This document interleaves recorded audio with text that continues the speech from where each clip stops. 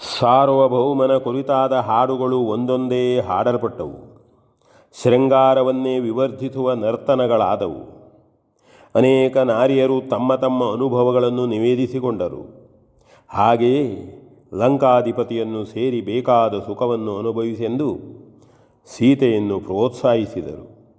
ಎಲ್ಲ ರೀತಿಗಳಿಂದಲೂ ತಮ್ಮ ತಮ್ಮ ಮಾತುಗಳನ್ನು ಪುಷ್ಟೀಕರಿಸಿ ಆಡತೊಡಗಿದರು. ಆದರೆ ಸೀತಾದೇವಿಯು ತಗ್ಗಿಸಿದ ತಲೆಯನ್ನು ಮೇಲೆತ್ತಲಿಲ್ಲ, ತುಟಿಯನ್ನು ಎರಡು ಮಾಡಲಿಲ್ಲ.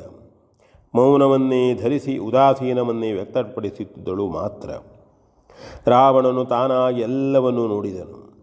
ತಾನೇ ಈಕೆಯನ್ನು ಮಾತಾಡಿಸಬೇಕೆಂದು ನಿಶ್ಚಯಿಸಿ ಬಳಿಯ ಚಿನ್ನದ ಹರಿವಾಣಗಳಲ್ಲಿ ತುಂಬಿದ್ದ ಮಲ್ಲಿಗೆಯ ಅರಳನ್ನು 20 ಕೈಗಳಲ್ಲಿಯೂ ಎತ್ತು ಏಕಕಾಲದಲ್ಲಿ ಸೀತಾದೇವಿಯತ್ತ ಹಾರಿಸಿದನು. ಕೈಮುಟ್ಟಿ ಒಂದೊಂದೇ ಒಡವೆಯನ್ನು ದ್ರವ್ಯವನ್ನು ತೋರಿಸಿದನು. ಅದೆಲ್ಲವೂ ಸೀತೆಗಾಗಿ ಲಂಕಾಧಿಪತಿಯ ಕಾಣಿಕೆ ಎಂದು ವಿನಮ್ರನಾಗಿ ಹೇಳಿಕೊಂಡನು. ಸೀತೆಯು ಮಾತ್ರ ತಲೆ ಎತ್ತಲೂ ಇಲ್ಲ, ಮಾತಾಡಲೂ ಇಲ್ಲ.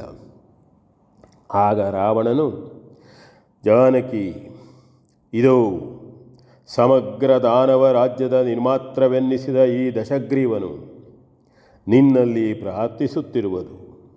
ಮುಖವೆತ್ತು ಮಾತಾಡು. ನಿನ್ನನ್ನೇ ಹಗಲಿರುಳು ನೆನೆದು ಹಂಬಲಿಸುವ ನನ್ನ ಮೇಲೆ ಅನುಗ್ರಹ ಮಾಡು. ನಿನ್ನ ಕುರಿತು ಕೇಳಿದಾಗಲೇ ನನಗೆ ಅತ್ಯಂತ ಆಸೆಯುಂಟಾಗಿತ್ತು. ಜನಸ್ಥಾನದಲ್ಲಿ ನಿನ್ನನ್ನು ನೋಡಿದ ಮೇಲಂತೂ ನನ್ನ ಮನಸ್ಸು ಪೂರ್ಣವಾಗಿ ನಿನ್ನನ್ನೇ ಸೇರಿ ಹೋಗಿದೆ. ನನ್ನ ವೈಭವವನ್ನು ನೀನೇ ನೋಡಿರುವೆ. ಮೇಲಾಗಿ ಈವರಿಂದ ವಿವರವಾಗಿ ಕೇಳಿರುವೆ. ದೇವ ದಾನವ ಮಾನವರ್ಲಾರು ನನಗೆ ಸರಿಮಿಗಿಲೆನಿಸಿದವರಿಲ್ಲ. ಪುಷ್ಪಕವಿದೆ. ಎಲ್ಲಿಗೆ ಬೇಕೋ ಅಲ್ಲಿಗೆ ನಿರಾಯಾಸವಾಗಿ ಹೋಗಿ ಬರಬಹುದು. ಬೇಕಿದ್ದರೆ ಅದರಲ್ಲೇ ಇದ್ದು ಗಗನಮಂಡಲದಲ್ಲಿ ಬೇಕಾದಷ್ಟು ಹೊತ್ತು ಕಳೆಯಬಹುದು. ಲೋಕಗಳ ಸುಂದರಿಯರಲ್ಲಿ ಯಾರು ಯಾರು ಅತ್ಯಂತ ಲಾವಣ್ಯವತಿಯರೆಂದು ಪ್ರಸಿದ್ಧರೋ ಅವರೆಲ್ಲರೂ ನಿನ್ನ ಮುಂದೆ ಸೂರ್ಯನ ಮುಂದಿನ ದೀಪಗಳಂತೆ. ಅಷ್ಟೂ ಸ್ತ್ರೀಯರು ನಿನಗಾಗಿ ನನಗಾಗಿ ನಿನ್ನ ಪಾದಸೇವೆ ಮಾಡಲು ಸಿದ್ಧರು. ಬೇಕಿದ್ದರೆ ಹೇಳು, ಈ 10 ತಲೆಗಳಲ್ಲಿ ನಿನ್ನನ್ನು ಹೊತ್ತು ಓಲೈಸುತ್ತೇನೆ.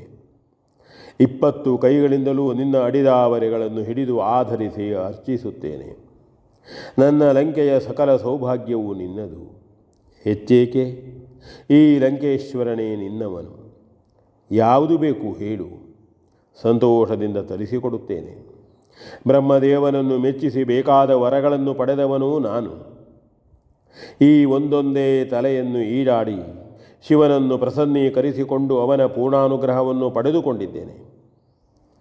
ಯಾವ ದೇವತೆಗಳು ನನ್ನ ಸಮ್ಮುಖದಲ್ಲಿ ಧೈರ್ಯವಾಗಿ ನಿಲ್ಲಲಾರರು. ಬೇಕಾದ ಐಶ್ವರ್ಯವಿದೆ, ಅಧಿಕಾರವಿದೆ, ನಿತ್ಯ ಯೌವನವಿದೆ. ನಿಜವಾಗಿಯೂ ನನಗೆ ಏನು ಕಡಿಮೆ ಹೇಳು. ಈ ಎಲ್ಲ ಸೌಭಾಗ್ಯಕ್ಕೆ ನಿನ್ನ ದಯೆಯೊಂದೇ ಇನ್ನೂ ಪ್ರಾಪ್ತಿಸದೇ ಉಳಿದಿದೆ ಅಷ್ಟೇ. ಸೀತಾ, ಅರಳಿದ ಹೂವು ಬಹುಕಾಲ ಉಳಿಯಲಾರದು. ಸ್ತ್ರೀಯರ ಸೌಂದರ್ಯವೂ ಅಷ್ಟೇ. ದುಃಖವು ಊಹನೆಗೂ ಮುಂದಾಗಿ ಮುಪ್ಪನ್ನು ಹೊಂದಿಸುತ್ತದೆ. ಪ್ರಸನ್ನಳಾಗು. ಏಕೆ ಚಿಂತೆ?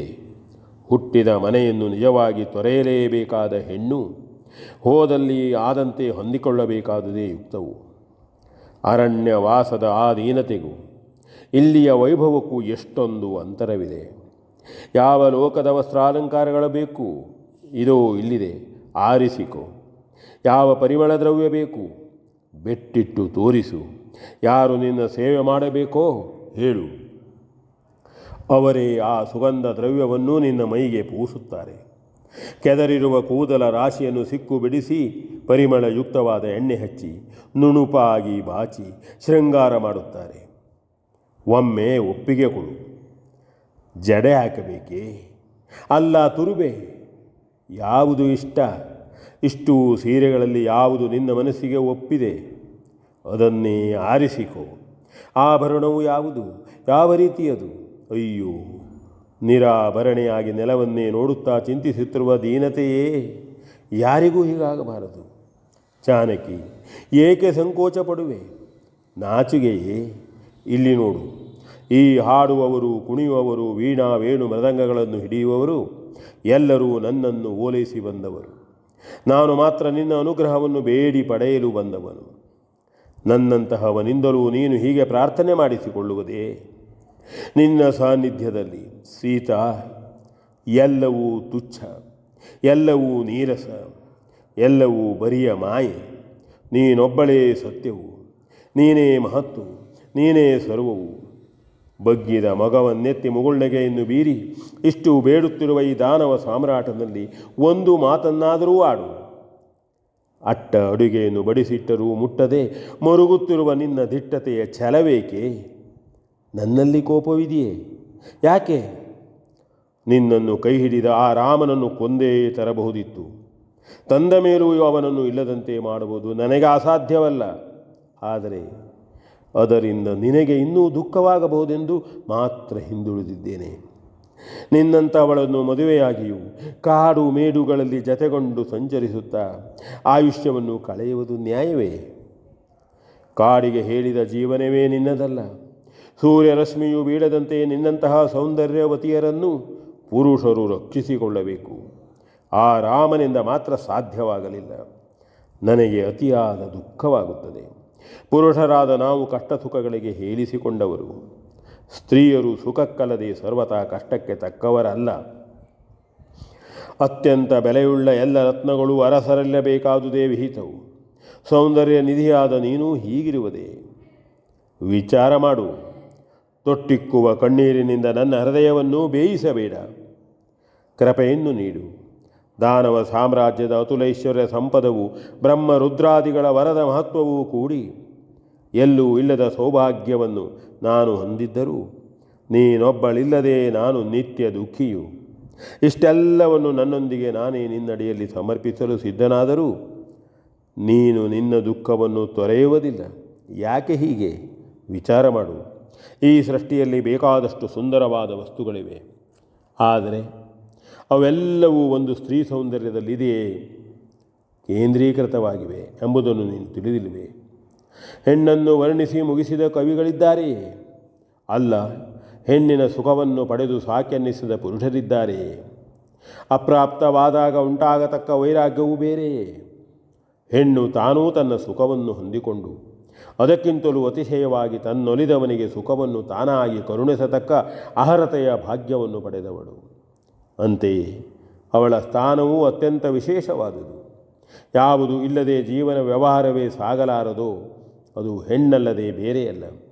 ಆದುದರಿಂದಲೇ ವಿದ್ಯೆ, ಸಂಪತ್ತು, ಶಕ್ತಿ ಇವುಗಳಿಗೆ ಸಹ ಸ್ತ್ರೀಯರನ್ನೇ ಆದಿದೇವತೆಯರನ್ನಾಗಿ ಮಾಡಿದ್ದಾರೆ.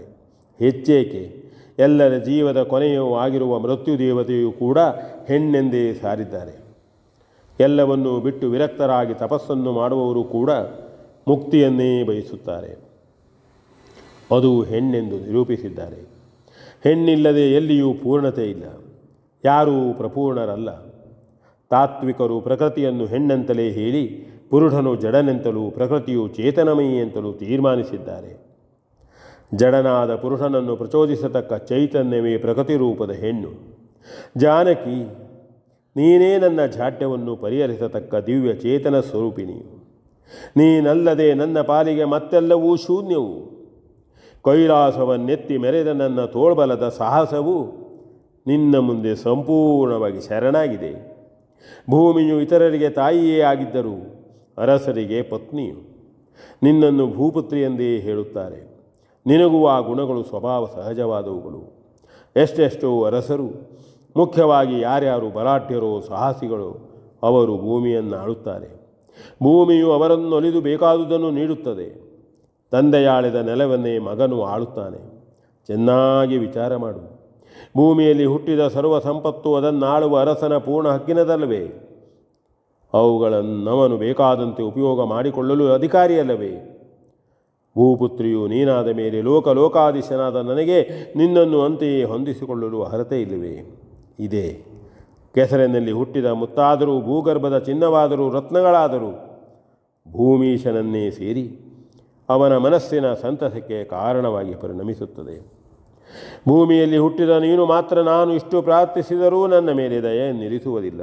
ಯಾಕಾಗಿ ಸೀತಾ ಅಷ್ಟೂ ನಿರ್ದಯಳೆ ನೀನು? ನಿನ್ನ ಅಂಗಾಂಗಗಳ ಕುಸುಮ ಕೋಮಲತೆಯು ಎಂದಿಗೂ ಕಾಠಿನ್ಯಕ್ಕೆ ಅವಕಾಶವನ್ನು ಕೊಡಲಾರದು. ಸ್ತ್ರೀಯರ ಚಿತ್ತವು ಎಂದಿಗೂ ಕಠಿಣವಲ್ಲ. ನಾನದನ್ನು ಚೆನ್ನಾಗಿ ಬಲ್ಲೆನು. ರಾಮನನ್ನುಳಿದ ನಿನಗೂ ದುಃಖವಾಗಬಹುದು, ಆದರೆ ನನ್ನನ್ನು ನೋಡು. ನೀನು ಎಲ್ಲಿಯವಳೋ? ನನಗೂ ನಿನಗೆ ಯಾವ ಒಡನಾಟವೂ ಇಲ್ಲ.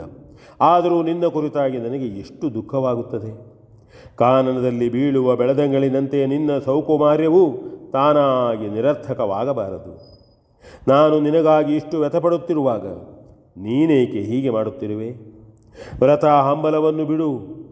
ಧನುಜೇಶ್ವರನು ಮಹಾಸಾಹಸಿಯೂ ಆದ ನನ್ನ ಹಂಬಲವನ್ನು ಪೂರೈಸು. ನನ್ನ 10 ಮುಖಗಳು ಪ್ರಕಾಶಗೊಳ್ಳುವಂತೆ, 20 ಕೈಗಳು ಬಲಗೊಳ್ಳುವಂತೆ, ಹೊಂದಿಯೇ ಒಂದಾಗುವ ಹೃದಯದ ಬೆಸುಗೆಯನ್ನಿಕ್ಕಿ ನನ್ನನ್ನು ಉದ್ಧರಿಸು. ನಿನ್ನನ್ನೇ ಬಯಸಿ ಬರಡಾದ ನನ್ನ ಜೀವನವನ್ನು ನಿನ್ನೊಲುಮೆಯ ಆ ಅಮೃತ ವರ್ಷದಿಂದ ಸಮೃದ್ಧವಾಗಿ ಮಾಡು. ಸಾವಿರಾರು ಸ್ತ್ರೀರೂಪದ ಸೌಂದರ್ಯವನ್ನು ಆಸ್ವಾದಿಸಿದ ನನಗೆ ಮುಂದೆ ಎಂದೆಂದಿಗೂ ಅದರ ಆಸೆಯೇ ಇಲ್ಲದಂತೆ, ಅದಕ್ಕಾಗಿ ಇನ್ನು ಯಾರನ್ನೂ ನಾನು ಬಯಸದಂತೆ ದಯವಿಟ್ಟು ನನಗೆ ನೀನೇ ಅನುಗ್ರಹವನ್ನು ಮಾಡು. ಓ ಸೀತಾ, ಈ ಲಂಕೇಶ್ವರನ ಹಿಂಗಲಾರದ ಬಯಕೆಯ ಆ ಪರಮ ಗುರಿಯನ್ನು ಸಾಧಿಸಿಕೊಡು. ತಪಸ್ವಿಗಳು ತಪಸ್ಸಾಧನೆಯ ಮೂಲಕ ಆ ಮುಕ್ತಿಯನ್ನು ಪಡೆಯುವಂತೆ, ನಾನು ನಿನ್ನ ಮೂಲಕ ನನ್ನ ಜೀವನದ ಪೂರ್ಣ ತೃಪ್ತಿಯ ಕೈವಲ್ಯದ ಆನಂದವನ್ನು ಹೊಂದುವಂತೆ ನೀನೇ ಅನುಪಮವಾದ ಅನುಗ್ರಹ ಪೂರ್ಣ ಕಾರುಣ್ಯವನ್ನು ನನ್ನ ಮೇಲೆ ಬೀರು. ಒಲಿದು ಬಾ ಜಾನಕಿ. ನಿನಗಾಗಿ ನಲಿದು ನರ್ತಿಸುತ್ತಿರುವ ನನ್ನ ಚಿತ್ತದುದ್ವೇಗವನ್ನೂ ಕ್ಷಮಿಸು. ನನ್ನ ಇಪ್ಸಿತಾರ್ಥವನ್ನಿತ್ತು ರಕ್ಷಿಸು. ಕನಕ ಲಂಕೆಯ ಸೌಭಾಗ್ಯ ದೇವತೆಯಾಗಿ ಈ ದಾನವ ಸಾಮ್ರಾಟನನ್ನು ಸಂಪ್ರೀತಿಯಿಂದ ನಿನ್ನೆದೆಯ ಪೂರ್ಣಾನುರಾಗದಲ್ಲಿ ಐಕ್ಯಗೊಳಿಸಿ ಕೃತಾರ್ಥನನ್ನಾಗಿ ಮಾಡು. ಸೀತಾ, ಮುಖವೆತ್ತು ಮಾತಾಡು. ಮಂದಹಾಸಯುಕ್ತಲಾಗಿ ಪ್ರಸನ್ನವಾದ ನಿನ್ನ ಮುಖೆಂದುವಿನ ಆ ಜೇನ್ಸವಿಯ ಕಿರಣ ಕೋಟಿಗಳನ್ನು ಹೊಸಿದೆ ಬಳಲಿದ ನನ್ನೆದೆಯ ಚಕೋರಕ್ಕೆ ಅಮೃತಾನ್ನವಾಗಿ ಕರುಣಿಸು. ಸ್ವರ್ಣ ಲಂಕೆಯ ಅನುಪಮವಾದ ಸಂಪತ್ತಿನ ಐಸಿರಿಯ ಹಾಲು, ಅತಿಶಯವಾದ ನಿನ್ನ ರೂಪದ ಐಸಿರಿಯ ಜೇನು. ಜಾನಕಿ, ಸಂಪತ್ತು ಸೌಂದರ್ಯಗಳೊಂದಾದ ಆ ಹಾಲ್ ಜೇನಿನ ಕಡಲಲ್ಲಿ ಇದೋ ಈ ಲಂಕೇಶ್ವರನನ್ನು ತೇಲಿಬಿಡು. ಜೀವನದ ಪೂರ್ಣಾನಂದವನ್ನು ಸವಿಯುವಂತೆ ಮಾಡು ಎಂದು ಬಗೆ ಬಗೆಯಾಗಿ ನುಡಿದು ಸೀತಾದೇವಿಯನ್ನು ಮಾತಾಡಿಸಿದನು. V N Bhagwat Barballi.